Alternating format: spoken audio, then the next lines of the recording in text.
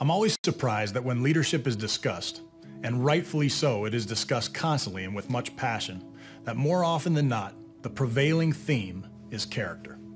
Now, I'm all for character. I have nothing against character.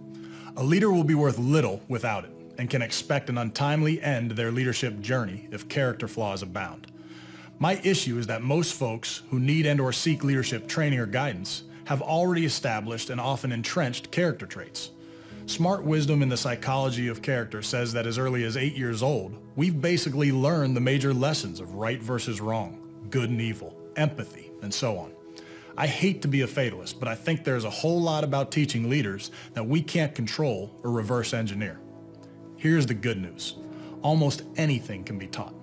In my last life, we had to teach young men to leverage weapons, technology, and mental focus to engage enemies in mortal combat. I can assure you we did not hand a young warrior a weapon and say, "It takes character to use this effectively." Rather, we taught him body position, front sight focus, breathing, trigger control. I also tried to get them into a gunfight as soon as possible, because that's where their learning became grounded.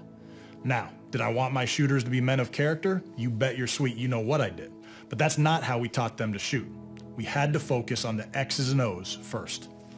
The same is true for your organization or team. You need to teach the leadership you require. Find ways to create opportunities for young and new leaders to exercise what they're learning.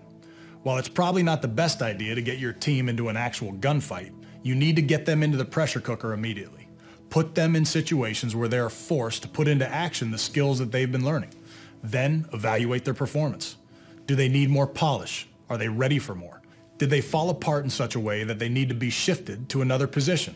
By testing early, you cut your evaluation windows down dramatically.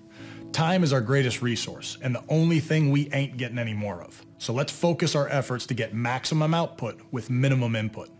By teaching leadership in functional, focused, and creative ways, you will truly create leaders worth following.